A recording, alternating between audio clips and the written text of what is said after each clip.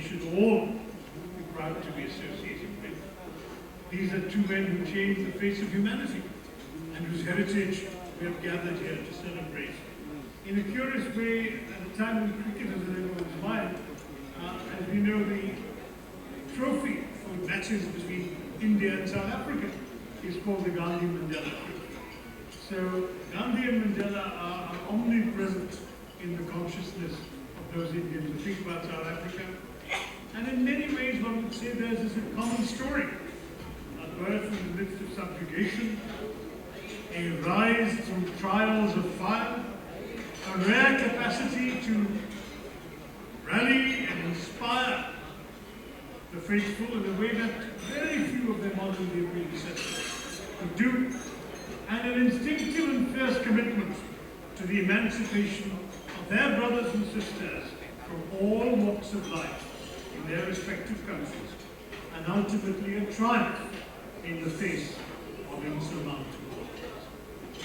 While Gandhiji was assassinated before I was born, I did have the great pleasure of meeting President Mandela twice when he was president, and once for a somewhat leisurely lunch after he had relinquished office.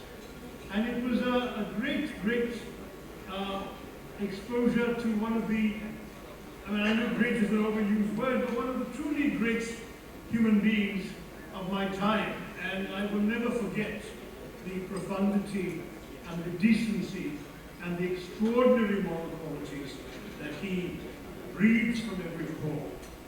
So to me, it's an added delight to be here at the GandhiMandela Peace Initiative.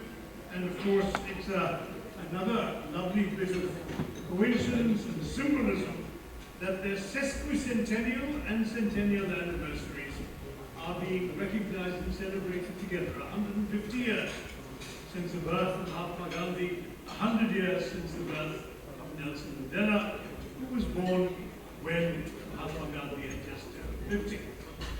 Now there's a lot more that can be said about these two titans, the numerous ways in which their moral paths have crossed, even if they physically could never have crossed the paths of each other, and their revolutionary trailblazing ideas from their own examples of their life that have stood the test of time. But of course we are limited by our own time, and I am supposed to be in Parliament right now, which is meeting without an unsprings day. So we've agreed with the organizers I will not be able to join this very impressive panel, all of whom I know will be a delight to listen to, and all of whom you will enjoy hearing from. But instead I'm going to say a few words to you from this podium and take a few questions and then escape back to my other responsibilities. But I would urge you all to listen to the other panel on the theme today of youth. Now, there's a lot more that we could say about them. The fact is that I have just been asked to share my thoughts about the potential of today's youth and how they too possess in their own ways aspects of the, shall we say, the revolutionary spirit, the animating spirit that moved both Mahatma Gandhi and Nelson Mandela. And we'll have a few questions if anything I say strikes you as things you would like to either disagree with or develop further. Now it must be said that politicians talking about youth has become a rather awkward and exasperating cliche in today's times, particularly politicians of a certain age. For one, there's the inescapable fact that the politicians generally in India and the political class as a whole have not been a very welcoming profession for the youth of this country for a number of reasons, and the numbers don't make for an impressive picture. I did a little bit of research for the stroke, and it turns out that in a country where about 65% of the population is under 35, in our temple of democracy, the last Lok Sabha, only 2.2% of all parliamentarians were below the age of 30, and only 1 in 4 MPs, or 22%, were below the age of 45. Now, I'm not sure many of you would consider some of those at the upper ends of that age group as youth anymore.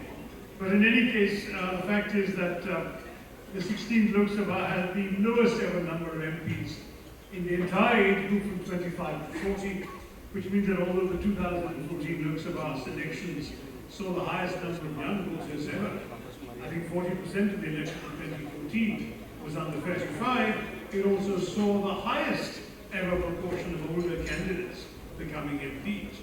And I remember one of the dubious records we held for the longest time was the biggest gap in the world between the average age of the population and the average age of the cabinet. I'm not sure whether we have actually successfully bridged that gap very much even in the new cabinet. But certainly it was one of the distinctions of which, shall we say, I was most embarrassed as a member of parliament and a minister in the Congress government. Now things have marginally improved, they say, because the average age of parliament has dropped down slightly, and there are some young entrants emerging. We do have a 28-year-old MP and a 27-year-old MP. But politics as a profession has sadly not been very representative of the youth. And the youth are the very people that we all seek to represent. And the irony is made particularly stark by the fact that youth are overwhelming to the majority in this country. 50.1% are under 25, as I said earlier, 65 are under 35. So we're looking at a young country, and we are representing them with old and certainly much older than them people. I try and compensate a little bit in my own office. I'm proud to say that of my office now for 10 years as an MP, I've managed to maintain an average age in the low 20s, and I think currently the average age of my four stalwarts is 24. One of them is right here. And I do try and keep that going, so I'm always in tune with how they see things and how people of that age group feel my priorities should be directed in the right way in Parliament. But I can't forget that our former Prime Minister, Atal Bihari Vajpayee, memorably said that in India, a politician is only born at the age of 50, becomes a teenager at 60, and a young man at 70. So, given that I entered politics at the ripe old age of 52, perhaps I should look forward to an extended adolescence in the years ahead.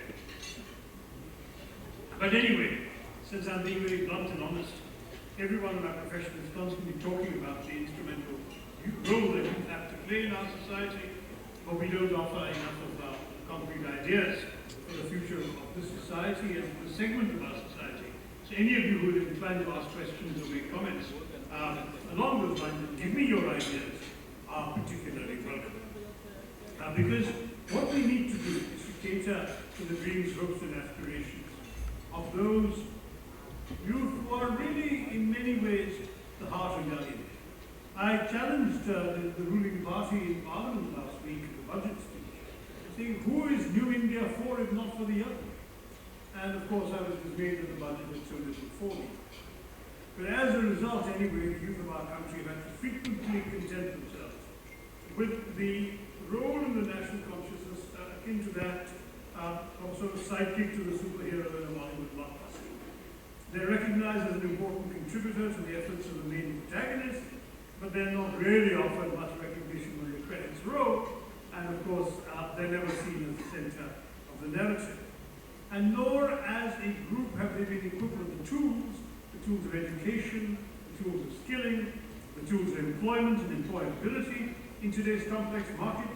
And so the challenges they face towards eventually becoming the heroes of our country's story are many, but not insurmountable if the right effort is made.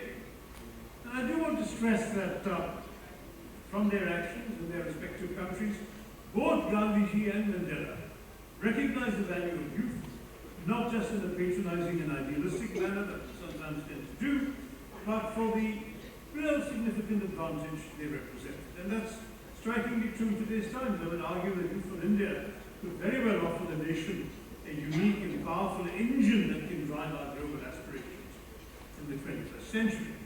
What do I mean by that? I mean, we've been hearing the cliche of the demographic dividend for some time, but we actually have one, right? Because 287 million of Indian citizens are in the age group from 10 to 22. Just think about that. That's 28 crores from the age group of 10 to 22. They are the future. When our average age hits 29 next year, in 2020, In Europe, the average age will be 46. In Japan, the average age will be 47. Even in the USA, which we always think of as a youthful immigration-fueled country, it's only going to be 40. And it may grow up further if Mr. Trump keeps more young people out of his country. Now, according to the ILO, by 2020, there'll be 116 million young Indians in the job starter age group of 19 to 23, whereas even in China, there'll only be 94 million. So we have a tremendous advantage. And in the next 20 years, while the labor force in China will shrink by 5% and 4% in the entire Western world, in India, the labor force, the people of working age anyway, will increase by 30. Excuse me, will increase by 32%. So we're looking at a very significant gap between us and other significant major economies, and that's where the demographic dividend potential lies. But this dividend could be a demographic disaster instead if we don't actually equip our youth to take advantage of what the world may offer them when they are so numerous. In other words, if we don't give our youth the necessary tools to survive, to flourish, to compete in the world economy, that is, to take jobs, to be the workforce for the world that, say, China has been for the last 2 generations, if we can't do that, then we have failed them, because the youth will not then be able to translate their energies into anything globally productive and nationally remunerative. The truth is that 431 million of our compatriots are still illiterate. We have more children in India who've never seen the inside of a school than any other country in the world does. We have 4.3 million child laborers still. Yesterday was the day, 7th of July actually, was the day for the abolition of child labor. And it's sad, we officially abolished child labor decades ago and it's still going on. You know, instead of a kid being in class, he's still going around giving a glass of tea to people in many, many offices and even homes. Chotu Chailayana, right? That's what we do to them. 40% of our children in government schools are dropping out by 8 standards. And that's what they're doing with that. We have, in principle, one of the largest workforces in the world after China, 487 million people. And yet, according to all the studies by FICCI, CII, Business World will probably have a long list, 2/3 of our employers consistently have reported in survey after survey that they find the available talent unemployable. Right, Anurag? There you are. Now, if we don't actually do better than all this, and that means, for example, improving training. In India, only 2.3% of our entire workforce, forget the young, our entire workforce, only 2.3% has received training in formal skills by comparison with 52% in the US, 68% in the UK. So we don't train our youth to be ready for the demands of the new marketplace, let alone emerging new avenues for future employment like AI, like data management, robotics, blockchain, the Internet of Things. All the implications could be grave for them and dangerous for the future of our country. Now, at the same time, I deplore really the tendency in our country to wait for action from above, because this is the age of internet and social media and Wikipedia. We all like to contribute to everything ourselves. Why do we want to wait for government handouts and government decisions? Why don't we encourage our youth to take their destiny into their own hands? I remember reading a Grant Thornton report which pointed out that India ranks amongst the top 5 countries in the world in terms of startups, and is globally the 3rd largest startup hub in the world, with nearly 800 startups being created in India each year. Now, the fact is that many of these things are being done by people in mid-career who've done a bit of work and feel they can branch out on their own. Why don't we encourage more young people to start startups by making it easier for them, by giving them the seed capital, giving them the resources, giving them that initial leg up? Yes, some will fail, but I suspect that far more will succeed than are getting support and backing right now. And with India increasingly becoming an entrepreneurship-driven economy that looks towards innovation as a path to the future, where answers are being found through fresh ideas and fresh thinking, I certainly think that we can take this risk. The average age of startup founders in India is now 28 years, but 28% of all startups are funded by people over 35. So a lot of these are new ones coming up now, and of these, the immense innovative and entrepreneurial spirit of youth can be harnessed to drive the wave of entrepreneurship in our country.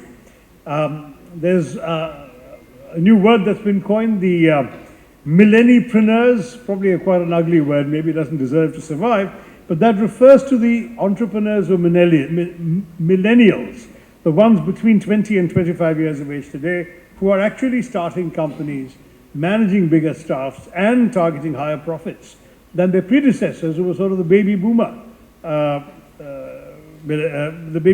entrepreneurs. Now, the fact is that one could say to the young, yours is a great age to take risks. Because right now, by and large, most of you are not tied down by other obligations, family duties. You can go out, take a risk, start a business, take the risk of failing, because that's the age to do it. Don't do it when you have, a wife and 3 kids dependent upon you, and 2 of them in school already. That would probably not be a fair thing to inflict upon a family. But there's an idea for youth. And young women in particular need to be encouraged, because they certainly, instead of being press-ganged into committing their future lives into a marriage and domesticity, this is the age when, before they take any such decision, they should have the courage to explore what they can do by starting their own ventures. I think seeing Ratan Kaul sitting here, I was at an event in which a number of young, a number of women entrepreneurs were awarded, and I was asked to hand out many of the prizes. But I was struck by how few of them were young, that's what I was going to say. Which is not a negative comment, they're all lovely ladies of great accomplishment. But the fact is that we need to see more young women also stepping up to the plate, and not those doing so.